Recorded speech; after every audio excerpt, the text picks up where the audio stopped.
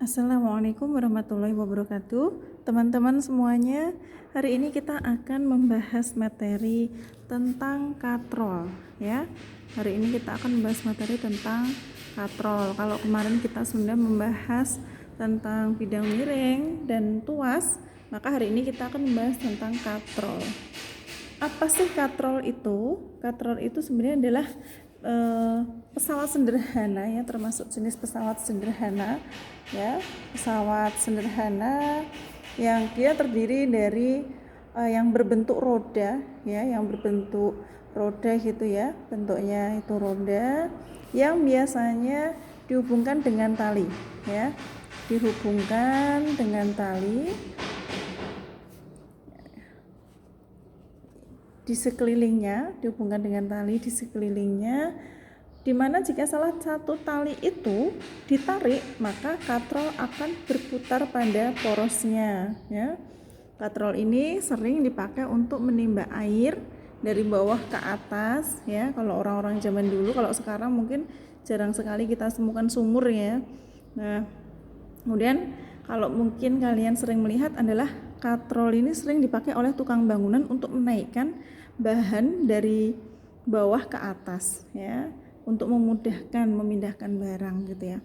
Nah, katrol ini secara umum gambarannya adalah seperti berikut ya. Secara umum gambarannya adalah seperti berikut ya, lingkaran gitu ya, berbentuk roda ya, berbentuk roda, kemudian dihubungkan dengan tali ya. Ini talinya ya, ini adalah tali, kemudian di sini adalah porosnya ya, ini adalah porosnya ya. Katrol itu sendiri dibagi menjadi 3 ya, dibagi menjadi 3 ya. Yang pertama adalah katrol tetap ya, katrol tetap, kemudian yang kedua adalah katrol bebas gitu ya. Ya, katrol bebas atau katrol bergerak ya, katrol bergerak ya. Kemudian yang ketiga itu adalah katrol takal ya, takal atau sistem katrol. Nah, oke, yang pertama kita bahas itu adalah katrol tetap ya. Kita bahas adalah katrol tetap. Nah, katrol tetap ini pada prinsipnya ya, prinsipnya itu sama ya, prinsipnya itu sama dengan tuas ya, dengan tuas jenis pertama atau pengungkit jenis pertama ya, yaitu masih ingat ya, titik tumpunya itu terletak di antara titik beban ya, titik beban dan titik kuasa ya, titik kuasa. Masih ingat kan titik kuasa? Nah, kemudian kalau kita gambarkan katrol tetap itu, kita bisa lihat di buku PR kalian ya, Nah, ini adalah gambar katrol tetap ya, katrol tetap yang ada di buku kalian. Nah, katrol tetap. Nah, ini ya, ini porosnya. Nah, karena ini yang digantung tetap, maka ini adalah sebagai titik tumpu ya, titik tumpu. Nah, sekarang bagaimana? Mana titik beban sama titik kuasanya gitu ya. Nah, ini dihubungkan dengan tali. Ini yang sebagai F-nya arahnya ke bawah, maka dia itu ada F-nya, arah gaya. Maka di sini kita nah ini adalah titik kuasa ya, titik kuasa. Kemudian kalau di sini ya, karena ini ada bebannya, maka ini disebut sebagai titik beban ya, titik beban gitu ya.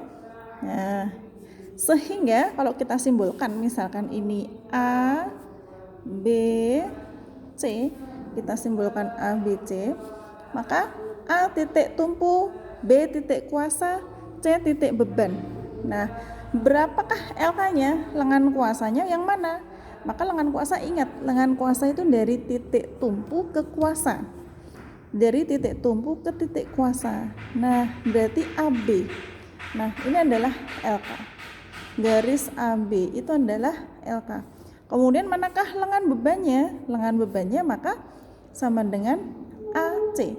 Titik tumpu sampai titik beban, ya. AC. Tuh. Ya. Rumusnya untuk keuntungan mekanis. Jadi penggunaan katrol tetap ini, keuntungan mekanisnya bagaimana? Seberapa besarkah keuntungan yang kita dapatkan ketika menggunakan katrol tetap? Ya. Jadi katrol tetap ini keuntungan mekanisnya adalah besarnya beban yang ditarik atau diangkat itu sama dengan gaya yang dikeluarkan. Misalkan bebannya itu misal bebannya itu sama dengan 50 Newton, ya. Maka berapakah gaya yang dikeluarkan? Gaya yang dikeluarkan itu sama, ya, sama 50 Newton. Artinya beban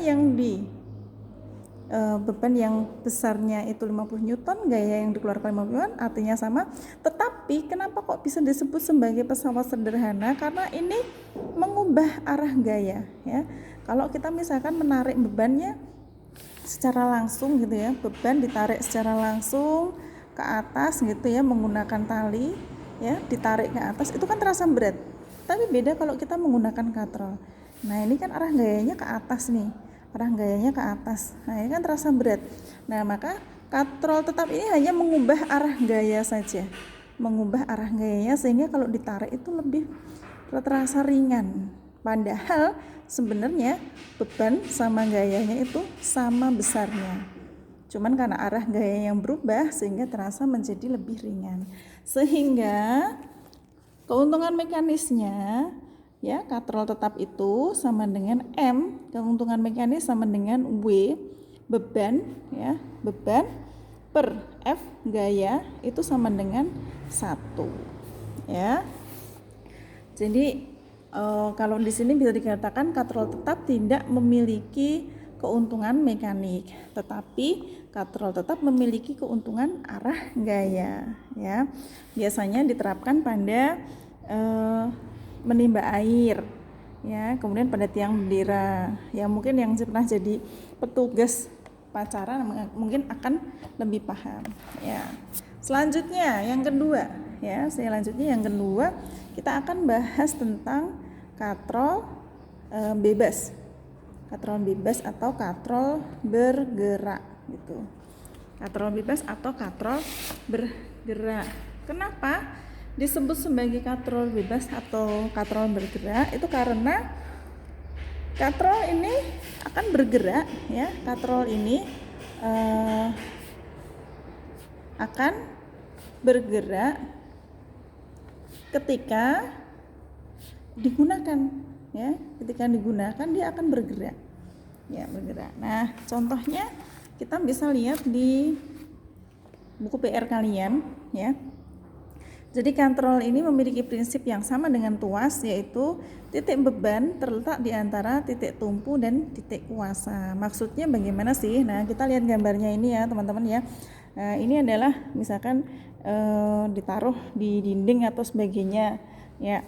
Kemudian ini adalah talinya yang di sini yang dipasang. Kemudian katrolnya berada di sini, beda dengan katrol tetap tadi. Katrol tetap tadi langsung dipasang kayak gini, ya. Nah, kalau katrol bergerak atau bebas maksudnya ini taruh di talinya, ya.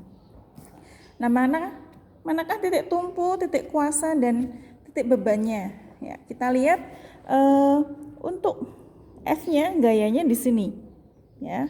Gayanya di sini, berarti C ini adalah titik kuasa, ya.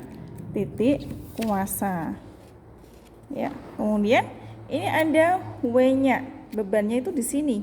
Ingat bebannya nggak di sini loh, ya. Nah, B-nya di sini, maka di sini, ya, A ini adalah titik apa? Titik beban, ya. betul sekali titik beban. Kemudian lantas di manakah titik tumpunya? Titik tumpunya ini ya, di B ini adalah titik tumpu. Titik tumpu. Nah, dari sini maka kita bisa tahu LK-nya mana. Ingat, LK dari titik tumpu sampai kuasa. Berarti dari titik C sampai titik B, ya, titik C sampai B atau garis CB. Ini adalah LK-nya. Kemudian LB-nya itu adalah, ingat, lengan beban. Lengan beban itu adalah dari titik tumpu sampai ke titik beban, ya. Titik tumpu sampai ke titik beban. Nah, ini maka di AB, ya. AB itu titik bebannya. Kalau kita perhatikan pada gambar ini, ya. Ini titik bebannya, lengan bebannya. Ini lengan kuasanya, maka kita bisa lihat bahwa lengan kuasa di sini nilainya sama dengan 2 kalinya lengan beban. Kenapa saya bilang 2 kali? Karena ini lengan bebannya segini. Lengan bebannya segini, kalau segini berarti 1, 2, ya. 2 kalinya lengan beban. Sehingga kalau kita mau pengen mengetahui berapa besar sih keuntungan mekanik ketika kita memakai katrol bergerak ini. Nah, maka rumusnya itu adalah, ingat rumus yang sering itu adalah W per F, ya. W per F sama dengan LK per LB, ya. W per F sama dengan LK per LB. Nah, nanti untuk mencari keuntungan mekanis itu adalah kita lihat dari gaya yang kita keluarkan, ya. Kita lihat dari yang gaya kita keluarkan, berapakah besar gaya yang kita keluarkan, apakah menjadi lebih banyak atau lebih sedikit.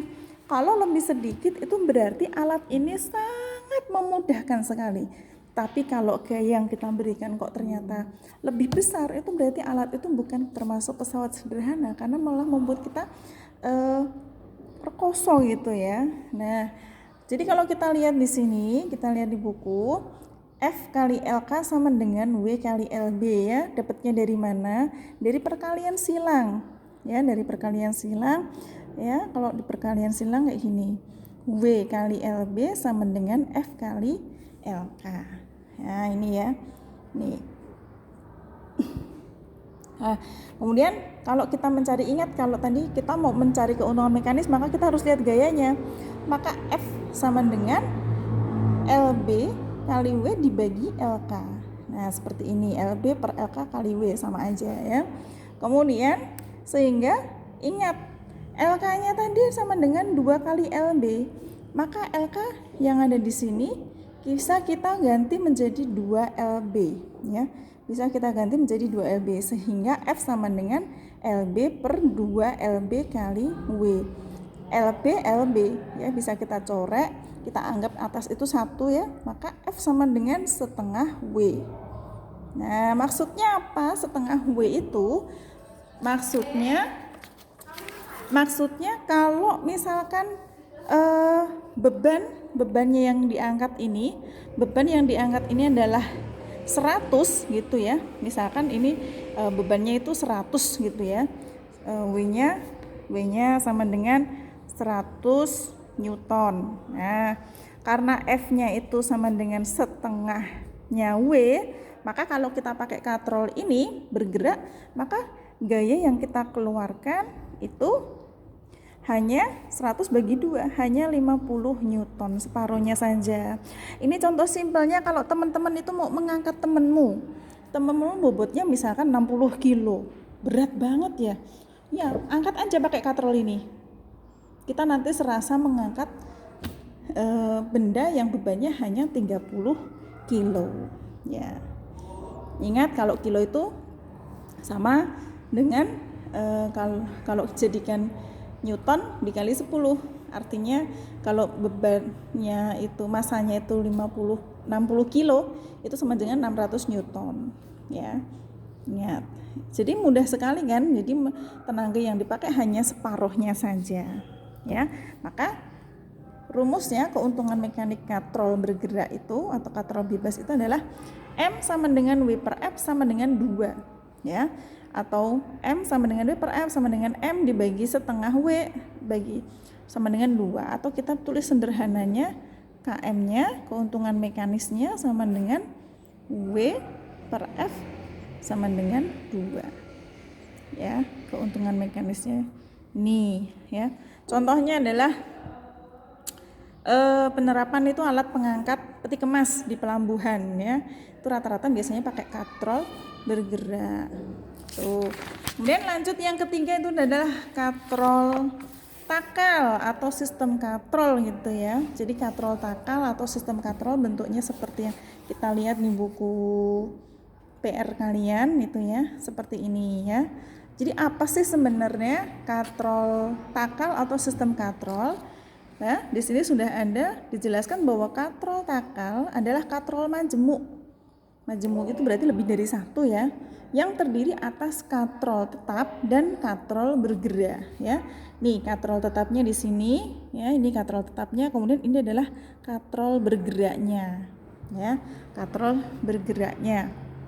Nah, khusus untuk takal ini, sistem katrol ini, keuntungan mekanisnya adalah kita lihat jumlah talinya, jumlah tali yang menanggung bebannya ya, jumlah tali yang menanggung beban ya. Jadi berapakah kalau di gambar ini berapakah keuntungan mekanis kita menggunakan katrol ini, sistem katrol ini? Keuntungan mekanisnya kita lihat jumlah tali yang menanggung beban, ada 1 ya, 1, 2, kemudian ada yang ketiga ya, ketiga 1, 2, 3. Ini di mana Us? Ini nggak dihitung karena ini yang menanggung adalah tangan kita ya, yang kita tarik, sehingga yang menanggung tangan kita, kecuali nanti arah gayanya ke sana, ke atas ya. Misalkan saya gambarkan misalkan seperti ini ya, ini kemudian mohon maaf ya, nah ini, nah misalkan ini nih, kemudian ini, nah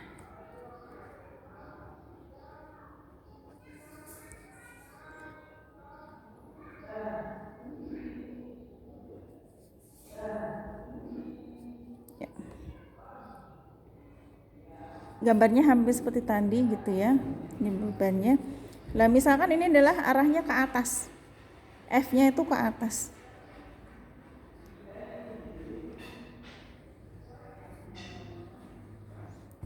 Maaf, gambarnya bukan yang ini ya. Nanti saya carikan lagi. Jadi kalau misalkan talinya itu nanti arah gayanya ke atas gitu ya. Arah gayanya itu ke atas. Misalkan dari sini ke sana. Nah, ke atas. Nah, ini F-nya. Maka ini dihitung ya. Kalau gaya talinya ke atas maka dihitung. Tapi kalau arah gayanya itu tidak ke atas, maka dia tidak dihitung.